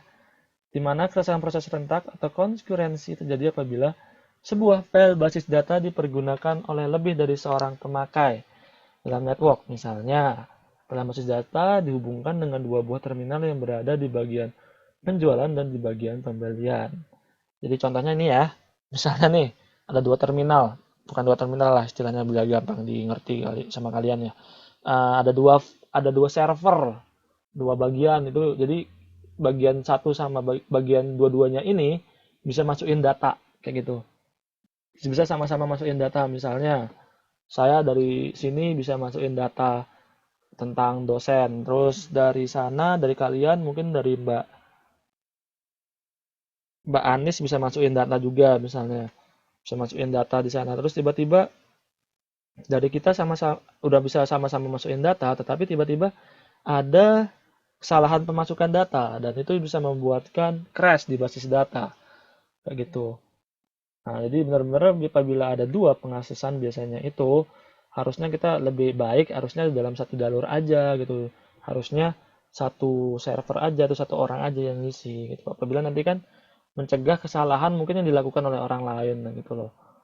Jadi misalnya ada dua server gitu ya, saya sama Mbak Anis lagi masukin data, tiba-tiba Mbak Anisnya salah masukin data, akhirnya crash di database-nya. Kayak gitu contohnya ya. Jadi akhirnya tuh prosesnya serentak salah, titit salah akhirnya gitu. Oke ya. Untuk kali ini sudah ya. Setelah proses serentak, kita lanjut. Oke, Mbak Tri udah dengar kan? Sudah ada dengar suara saya? Mbak Ning. Oke. Kayaknya dia tidak mendengar suara saya. Oke, masih di pengendalian pengolahan. Oke. Oh, dengar. Iya, saya nanya Mbak Ning ya. Oke, kita lanjut. Masih di pengendalian pengolahan. Oh, kata Mbak Ning. Oke, kok yang jawab Mbak Iis ya? Oke. Oke, pengecekan penyakitan kesalahan pengolahan harus dapat dideteksi. Jadi kita harus benar-benar bisa mendeteksi dari pengecekan-pengecekan dari suatu kesalahan pengolahan yang ada di suatu sistem informasi tersebut ya. Di mana pengontrolan untuk mengecek kesalahan-kesalahan pengolahan dapat berupa kayak kontrol total check, matching check, dan macam-macamnya nanti ya. Bakal aku jelaskan juga di sini. Yang pertama yaitu pengontrolan untuk mengecek suatu kesalahan-kesalahan pengolahan data dapat berupa pertama kita melakukan yaitu suatu kontrol total check. Nama pengecekannya ya. Di mana kontrol total check ini dilakukan yaitu pengendalian masukan juga dapat digunakan pada pengendalian suatu pengolahan. Jadi kan tadi di kontrol total check itu kan tadi kita udah bahas juga di input ya. Sekarang juga kita bakal bahas di bagian prosesnya yaitu pengolahannya, checkingnya di pengolahannya. Di mana pada pengendalian masukan kita biasanya dilakukan pada batch processing method untuk meyakinkan bahwa semua data yang dimasukkan sudah lengkap dan sudah benar. Untuk yang di pengolahan, kita melakukan kontrol total check dapat dipergunakan untuk mendeteksi apakah semua data yang diolah telah lengkap dan telah benar. Kayak gitu. Jadi yang sebelumnya, untuk yang di input, itu kontrol total check ini kita lakukan pada batch processing method, di mana ngeceknya input-input yang mau kita masukkan itu harusnya sudah lengkap dan sudah benar. Yang diprosesnya namanya kontrol total check, di mana kita ngeceknya itu yang apa yang di semua yang sudah diproses yang sudah telah diproses ini sudah lengkap atau mungkin sudah benar kayak gitu ya. Yang kedua juga ada namanya matching check, di mana pada tahap pengolahan data atau pencarian data di suatu file tidak ketemu harus dapat dideteksi kayak gitu. Misalnya kayak hal-hal yang tidak bisa ditemukan itu harus dapat dideteksi ya gitu. Matching check merupakan pengendalian untuk melakukan hal ini, di mana contohnya dari matching check ini pada waktu melakukan proses update dari suatu transaksi penjualan kredit, apabila data suatu langganan tidak ada file induk penginputan langganan, maka harus ditampilkan dalam layar sebagai suatu kesalahan, sehingga kesalahan itu dapat dideteksi. Jadi sama ya, yang kayak di matching check nih. Contohnya tadi kan di matching check kalian masukin misalnya huruf A, B, C, D, E, F, G, misalnya nama saya Riza, tapi yang keluar di layarnya adalah Rezo kayak gitu misalnya kayak gitu ya, dan nggak sesuai dengan apa yang saya ketik kayak gitu loh, itu namanya matching check kayak gitu. Terus bisa juga misalnya dia juga di dalam suatu data yang diproses ini dia masukin data nih, masukin suatu data, terus tidak di dalam data itu dia tidak ada namanya piutang atau masalah piutang langganan atau mungkin masalah-masalah, bukan masalah, maksudnya tidak ada data tentang piutang, tapi akhirnya kalian memasukkan hal itu gitu loh di dalam data tersebut. Akhirnya tidak matching kan datanya kayak gitu. Akhirnya tidak bisa dimasukkan, akhirnya terjadi kesalahan pemrosesan di sana. Seperti itu. Makanya dilakukan namanya matching check. Jadi kan udah saya jelasin juga ya matching check di input. Cuman ini juga sama juga konsepnya di proses. Kalau matching check ini ada data yang matching lah kayak gitu. Gitu. Misalnya kayak tadi saya jelasin itu data dosen sama data sama mahasiswa kayak gitu loh. Nah, dia tidak matching kalau apabila data dosen itu dimasukkan ke data mahasiswa. Kayak gitu. Jadi, sehingga kalau di input kan bakal amburadul. Bukan, nanti juga di prosesnya juga bakal amburadul. Kayak gitu loh. Itu namanya matching check ya, ngerti ya, paham ya. Oke, kita lanjut. Oke, pengendalian pengolahan kita masih di pengendalian pengolahan, dan sekarang namanya reference file check, di mana kesalahan penggunaan data yang diambil dari file acuan atau reference file dapat dideteksi dengan cara mencetak isi file acuan yang digunakan setelah dilakukannya suatu proses pengalihan. Hasil cetakan isi file acuan kemudian dapat diperiksa kebenarannya. Jadinya misalnya nih, kayak kalian punya file acuan tadi itu kan, punya file acuan kayak kayak golongan-golongan A, B, C itu gajinya berapa aja, kayak gitu ya. Akhirnya kalian udah cetak nih hasil dari prosesnya, kalian cocokin sama hasil file acuannya, apakah sudah benar atau enggak, kayak gitu. Kalau udah benar berarti kan sudah valid. Ya, tapi kalau dia tidak benar berarti dia sudah data yang sedang memproses itu akhirnya salah, kayak gitu loh. Misalnya nih, kalian punya file acuan data dari tadi itu yang saya jelaskan, yaitu golongan ABC yang gajinya tuh A 90 juta, B 7,5 juta, terus C berapa juta, 5 juta kayak gitu ya. Terus akhirnya kalian udah masukin datanya, input macam-macam, terus diproses.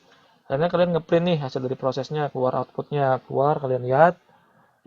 Katanya datanya Bapak Bapak Kurniawan gitu ya, yang harusnya dia golongan B, tapi dapat gaji 10 juta, kan aneh kayak gitu loh. Yang seharusnya kan golongan B itu dapat gajinya 7,5 juta kayak gitu. Jadi itu kita harus melakukan cek-cek kayak gitu loh. Karena mungkin itu terjadi di bagian proses, bukan di bagian input yang kita masukkan kayak gitu. Akhirnya kita harus memperbaiki hal itu juga kan, supaya tidak melakukan kesalahan pengiriman gaji kayak gitulah. Karena hasilnya bakal berlanjut-lanjut kayak gitulah. Kayak gitu ya contohnya ya. Yang keempat itu ada limit and reasonable check, di mana seperti halnya pada pengendalian input, pengecekan terhadap batas limit dan kewajaran suatu nilai perlu juga dilakukan pada tahap pengolahan, di mana pada tahap input pengecekan ini ditujukan pada kewajaran dari data input yang dimasukkan ke komputer, sedangkan pada tahap pengolahan pengecekan ini ditujukan pada hasil pengolahannya. Gitu ya. Jadi limit and reasonable. Tadi kan yang maksudnya limit itu misalnya gajinya 50 juta, misalnya gaji maksimal seseorang di suatu karya perusahaan itu sebesar 5 juta, tapi dalam inputnya kalian bisa masukin 50 juta, kayak gitu kan enggak? Itu kan harus ada limitnya gitu loh. Jadi pemasukannya ya cuma sampai 5 juta doang, kayak gitu. 0 sampai 5 juta, kayak gitu. Itu ada limit.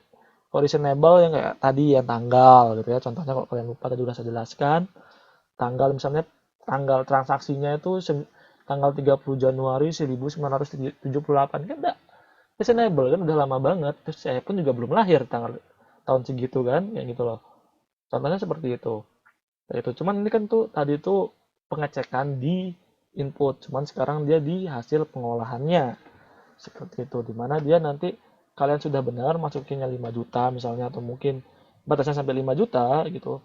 Terus tiba-tiba yang keluar hasilnya tuh tiba-tiba ada kelebihan 0 atau mungkin melebihi berapa gitu ya. Processing, ya oke kayak gitu. Ya hampir sama lah kayak gitu ya Mbak. Kayak gitu. Jadi dia kayak kesalahannya di prosesnya gitu loh. Sedangkan kita sudah masukin dengan yang benar, sudah dilimitasi inputnya, cuman hasilnya di prosesnya tuh ternyata tiba-tiba udah benar yang kalian lihat di data tuh, 5 juta, tiba-tiba pas keluar dari hasil proses, tiba-tiba kok bisa ya keluar lebih dari 5 juta, misalnya kayak tiba-tiba 6 juta yang keluar. Hah? Bisa 6 juta kayak gitu. Terus tiba-tiba ke tanggal transaksi juga agak error. Tiba-tiba yang keluar harusnya kita udah transaksinya tanggal 10 Maret 2015, cuma tiba-tiba kok 10 Maret 2016, kan itu belum gitu loh ya, belum 2016 ini. Itu kayak benar-benar kayak kesalahan gitu dari proses dari sistemnya. Kayak gitu ya. Paham ya untuk masalah ini ya. Oke, masih di pengendalian pengolahan, di mana ada cross-voting check. Cross-voting check dilakukan untuk ini yang kelima. Cross-voting check dilakukan dengan menjumlahkan masing-masing item data secara samping atau mungkin secara horizontal istilah kerennya. Dan secara independen juga dilakukan penjumlahan secara tegak atau mungkin penjumlahan secara vertikal. Total penjumlahan ke samping dan total penjumlahan tegak dapat dicocokkan secara menyilang dan harus didapatkan hasil yang sama. Nah, ini saya kurang tahu nih bagaimana cara ngeceknya ya.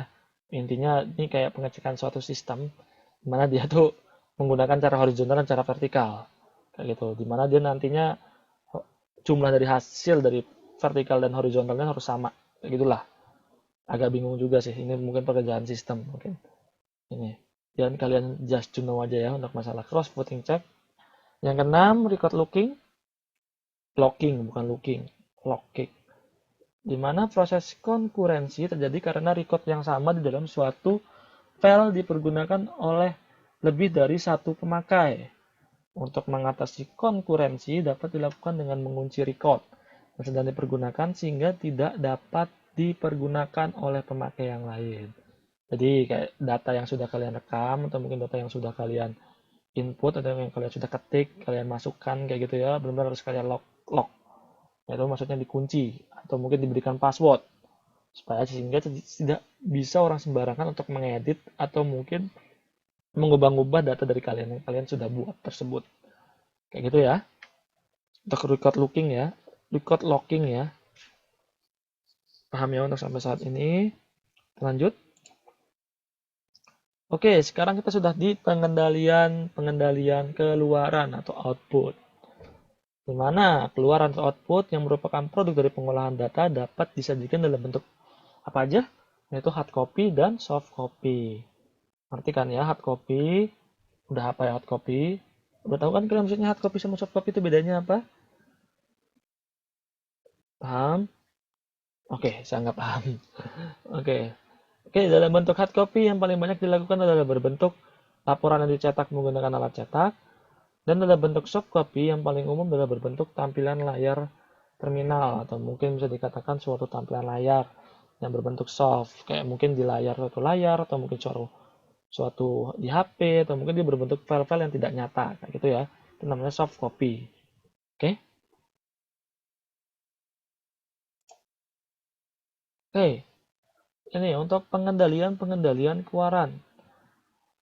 Di mana untuk mengisikan laporan yang berbentuk hard copy dapat dilakukan melalui beberapa tahapan. Yang tiap-tiap tahapan ini perlu dilakukan pengendalian-pengendalian yang seperti pertama, yaitu jadi ini untuk yang mengendalikan pengeluaran yang melalui hard copy ya, Nanti barang-barang yang berbentuk fisik lah yang bisa kita lihat, bisa kita pegang. Iya, bisa kita lihat, pasti kita bisa pegang, kayak gitu. Yang pertama, pengendalian-pengendaliannya yaitu pada tahap menyediakan media laporan. Terus juga pada memproses program yang menghasilkan laporan. Terus juga ada tahap pembuatan laporan di file. Tahap pengumpulan laporan, terus juga ada tahap mencetak laporan, kita harus juga kontrol. Terus tahap mengkaji ulang laporan, tahap pemilihan laporan, distribusi laporan, tahap kaji ulang laporan oleh pemakai laporan, tahap pengarsipan laporan, dan juga ada pemusnahan laporan yang sudah tidak diperlukan. Kayak gini ya untuk yang pengendalian keluaran. Oke, saya sudah habis ini. Oke, sampai sini ada yang ditanyakan karena sini adalah akhir dari kuliah kita. Untuk pengendalian soft copy mungkin kita bisa saya kasih tahu aja ya, mungkin ada di modul. Jadi pengendalian secara soft copy itu dia mengendalikannya ya dengan cara apakah file ini sudah benar-benar tersedia dalam soft copy, apakah dia tidak hilang dan macam-macamnya. Jadi kita kontrol secara baik-baik apakah file-file dalam soft copy itu benar-benar sudah benar sesuai dengan label. Nah, sudah dikaji juga dan sudah dilihat juga, dibuka juga. Nah, penyimpanan juga harus dalam penyimpanan media luar yang baik, kayak gitu ya. Oke, sampai saat ini ada yang ditanyakan dulu sebelum saya akhiri, atau mungkin ada yang ditanyakan untuk masalah yang lain? Ya, bisa dilihat dan tidak nyata, itu untuk yang soft copy. Oke, teman-teman, sampai saat ini ada yang mau ditanyakan? Pada hilang semua atau pada udah masih mendengarkan saya semua?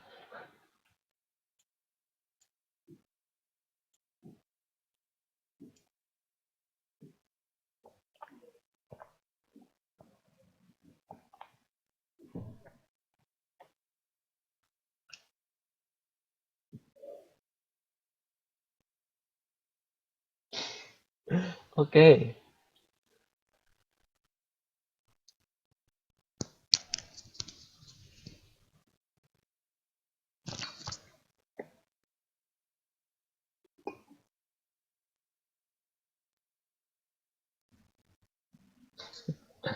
Kenapa Mbak? 5 watt, 5 watt.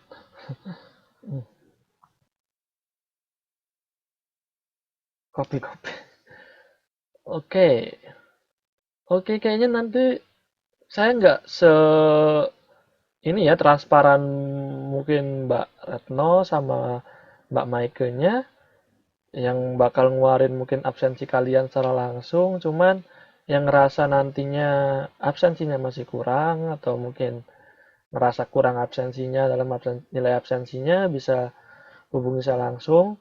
Dan khususnya buat yang sering aktif di TTM online atau juga mungkin TTM langsung bakal dapat nilai tambahan juga ya. Jadi yang diam-diam di sini nih yang cuman attendance doang, jadi yang cuman datang-datang doang, cuman nggak tahu saya dia tuh dengerin atau enggak.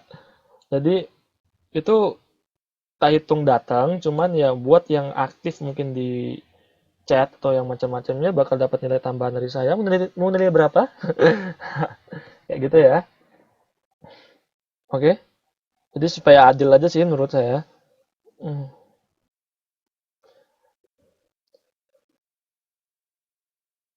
Apalagi Python, Mbak? Saya nggak ngerti baca Mandarin, Mbak. Ampun. Oke, 100.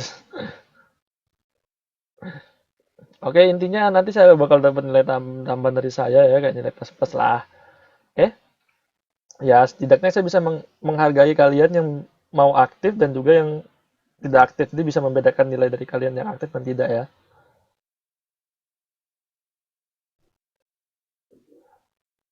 Oke. Oh ya, sebagai ingatan juga, ini kan sebelumnya udah mau berakhir ya untuk mungkin minggu depan sudah modul 9. Jadi dengar-dengar sih yang dulu yang diajar sama Pak Abdi, yang kan sebelumnya yang ngajarnya itu Pak Abdi ya. Itu banyak banget yang nggak lulus katanya untuk mata kuliah sistem informasi. Jadi saya harapkan untuk yang ini, untuk yang kalian belajar baik-baik ya. Soalnya nggak lulusnya bukan dari mungkin saya nggak tahu juga, mungkin dari nilai Pak Abdinya atau mungkin dari siapanya. Cuman kayaknya banyak nggak lulusnya dari menjawab soalnya waktu kalian kayak gitu kan seharusnya nilai di bawah 30 nggak lulus ya. Jadi kalian benar-benar harus belajar ya untuk mata kuliah ini. Karena emang agak susah, karena lebih ke hafalan. Jadi benar-benar harus kalian hafal. Dan itu yang kalian hafal tuh dari modul 1 sampai modul 9. Itu banyak banget menurut saya. Jadi benar-benar harus kalian ini ya, pelajari baik-baik. Soalnya kalau nilai atau nilai kalian akhir kalian besok yang tanggal berapa? Tanggal 5 Mei ya. Itu bukan dari saya juga nilainya kan. Kalau saya kan nilai tugas dan nilai macam-macam kehadiran dan macam-macamnya. Cuman kalau kalian kan kalau seandainya kan ada peraturan juga kalau kalian di bawah nilai 30, kalian nggak bakal lulus. Nah itu jadi kalian benar-benar belajar ya untuk masalah untuk mata kuliah ini karena ini menurut saya sih gampang-gampang susah karena ini lebih banyak hafalan. Bukan kayak yang diajar sama Mbak Retnonya, juga yang diajar sama Mbak Maike-nya yang lebih ke hitung-hitungan. Mungkin tuh kalian bisa ngitung, bisa itu dan macam-macam. Jadi cuma nulis rumus aja mungkin kalian bisa dapat nilai. Cuman kalau di sini kalian mungkin kalau salah jawab aja udah salah kayak gitu loh. Jadi mohon belajar ya semuanya ya. Untuk yang ini benar-benar dipelajari modul-modul setiap modulnya dipahami jadi sehingga kalian nantinya bisa jawab. Itu oke?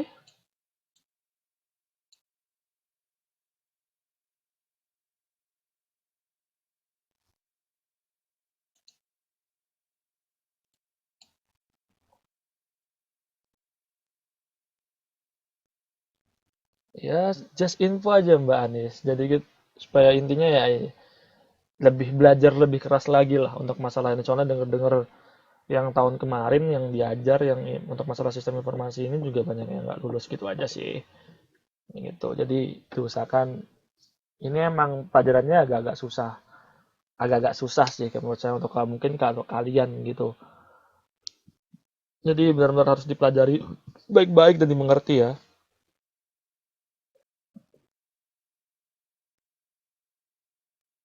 Iya, ini hafalan semua, nggak ada rumus. Jadi benar-benar harus dihafalkan, dimengerti juga, oke? Oke, sampai sini nggak ada pertanyaan. Apakah ada pertanyaan? Cuman cukup untuk kali ini belum ada tugas. Cuman nanti tugas terakhir saya akan kasih di modul 9, oke? Siap-siap aja tugas terakhir kalian. Modul 9 ya.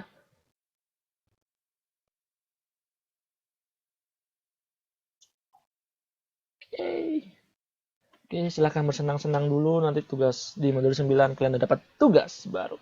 Tugas terakhir dari saya. Oke?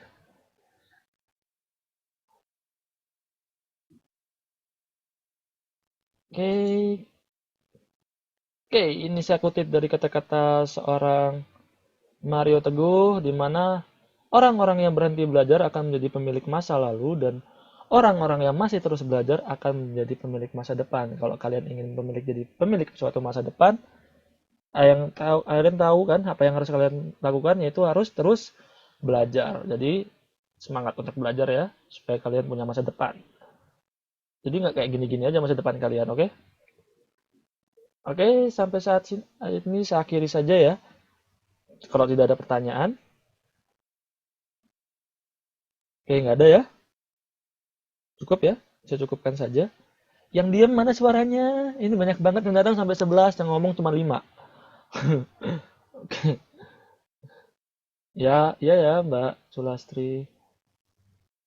Ya, hadir.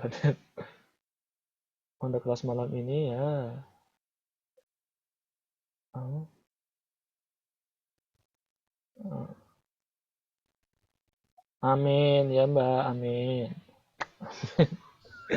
Amin, amin, amin, amin.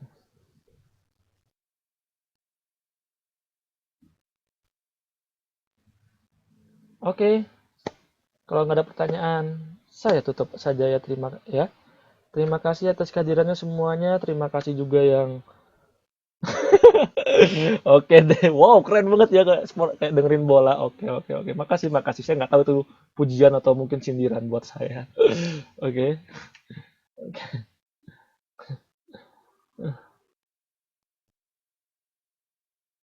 Sebenarnya saya nggak transparansi langsung buat yang kehadiran, cuman yang ngerasa doang sih. Kalau kalian ngerasa, silakan hubungi saya aja. Nanti saya akan kasih tugas kayak gitu loh. Kalau kalian ngerasa kehadiran kalian kurang kayak gitu. Oke, makasih ya Mbak Iis sudah dipuji. Oke, cie pujian. Nggak usah pakai cie-cie juga Mbak Nurlela. Oke, oke, oke. Sampai saat ini cukup ya. Ini udah juga saya menjawab pertanyaan Mbak Anis. Kalau emang ngerasa kurang, kurang masalah nilai atau mungkin kurang masalah ininya apa namanya nih, kurang masalah absensi kalian, silahkan hubungi saya aja langsung, oke? Biar nanti saya kasih tugas tambahan, oke? Oke, sudah cukup. Kayaknya kita sudah cukupkan saja. Semua sudah hilang konsentrasinya. Silahkan belajar lagi modul-modulnya. Terima kasih atas kehadirannya masing-masing. Terima kasih juga yang sudah aktif dan sudah hadir di TTM online kali ini. Yang lainnya yang tidak aktif, ya, mohon besok yang terakhir bisa aktif ya. Oke, semoga ilmu yang saya berikan bermanfaat. Ingat kata-kata Mario Teguh ini, terus belajar untuk bisa memiliki masa depan. Kalau kalian tidak belajar, kalian akan jadi masa lalu. Oke, terima kasih semua. Wassalamualaikum warahmatullahi wabarakatuh. Terima kasih, selamat malam.